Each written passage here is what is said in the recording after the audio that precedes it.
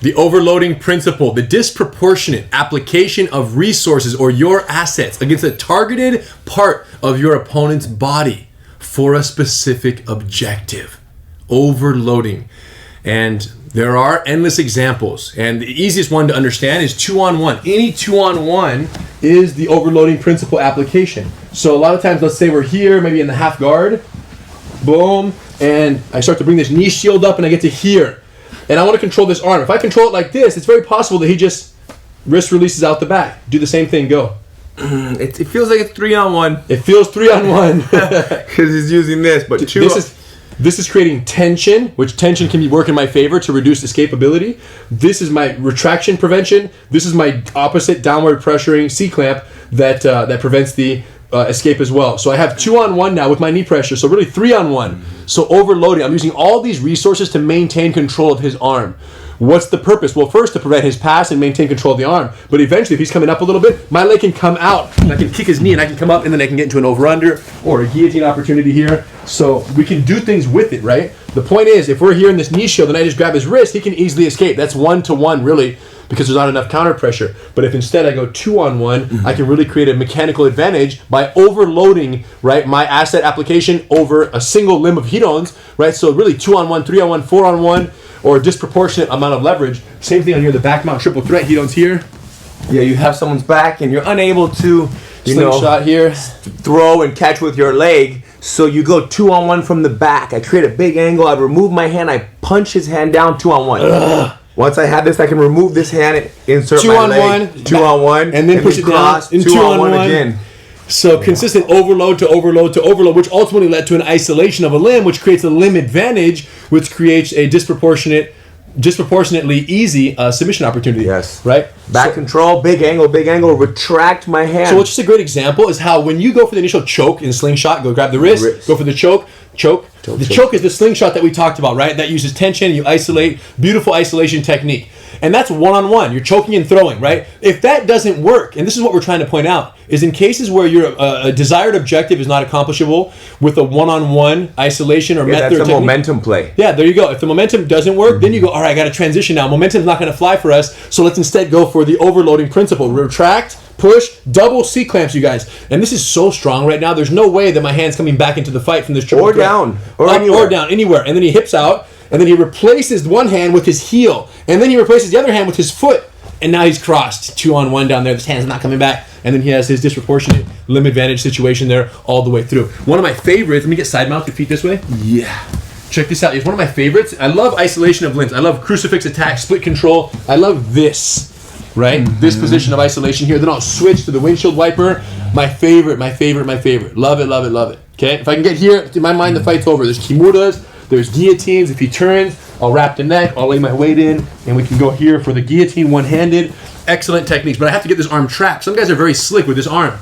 So even though I have the outside underhook, it's actually quite hard to like get inside position here. Yeah, you're just being clever, right? And they might be getting ready to shrimp. So watch what I do. I turn over, I roll, and I smash my hip. Oh, not fair. Put your hand off the ground right there. Whole body against one arm. And then I come back and I grab it with a frame, a locked out arm, and then I come back and then I insert and then I go back here, okay? So this idea of using the hip to overload Hedon's arm, it's not 2-on-1, but it's fair to say that my hip is twice as strong as your arm. It's a lot on one. It's a lot on one. It feels more than 2-on-1 almost, right? Yes. So I'm here. Sometimes I'll just do that. I'll just smash my hip. So I fully roll my pelvis, lay on his forearm, and I'm purposely not on my knees right now. I almost take this knee off the ground. Look, so my hip is right in there. Now I reach back, I grab his hand with a C-clamp, and then I can take my hand off because I've just locked out my frame, insert my knee, trap, windshield wiper, control the head.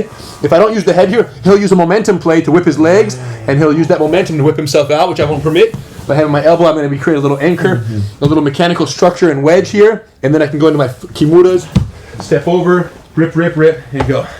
So I love the hip smash arm isolation method. Sometimes that doesn't work because their hands are so tight to their chest, right? He's here so tight that there's no way that we can actually get our hip to smash his arm, right? So in that case, I jump up to knee on belly. I'll start to create some threats. So look at this, my hand pulls it down, my knee goes here, and I pivot. And I go straight to my south control.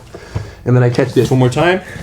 So he's tight. If I know I can't get my hip on the inside, I'll go to knee on belly, I'll come up. I'll rotate the angle. Oh yeah, I'll create some distractions here, like he has to defend some chokes right here, thumbs are going in. And now look, I'll grab his inside arm and I'll pull it to my knee, take my top knee, pinch my knees together, and then I use this hand to wedge his head and this hand to wedge his thigh. And my knees pivot south and scrape it to the ground, look.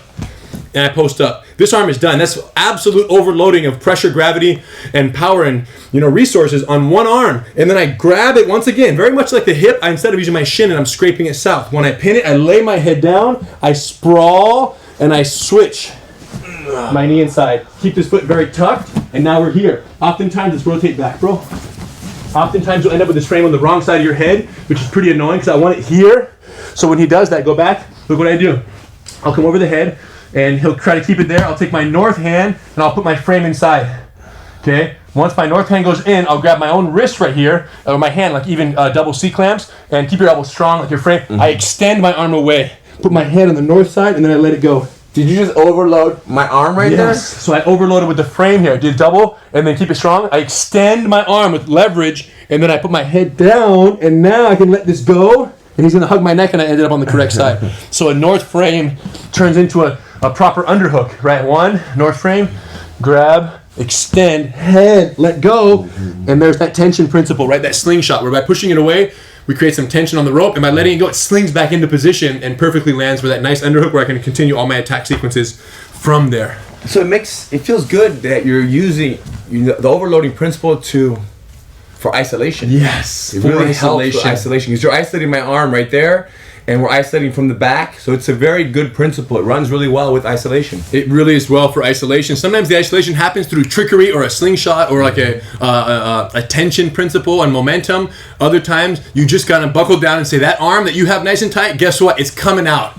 It's more of like a bulldozer mentality. Get out of the way or we're coming regardless, and we're gonna plow this arm out of the way. And this, my friends, does require the disproportionate application of assets. And the actual tactical application of those assets could be with frames, could be with gravity, right? With pressure, with solid connections. So bulldozering, with pivoting, with leverage, Bulldozering sounds a little like inefficient and muscly. It's not really bulldozering. No. It's very, like you said, with frames Yes. and gravity, it requires very little energy. How much work did it take for you to open up my arm and drive your knee into my arm right there? Gravity. Nothing. Gravity's on his side. There you go, you guys. Application of this principle, overloading, especially when it comes to isolation of limbs for the greater purpose, and 2-on-1s at the top of the chart. 2-on-1. Think about it that way. Could have been the 2-on-1 principle, but overloading is a cooler name and does encompass the use of hips, shins, and other things, because those aren't 2-on-1, but they're certainly disproportionate application of resources against a targeted aspect or part of your opponent's body. Overloading principle, you guys know what to do with it.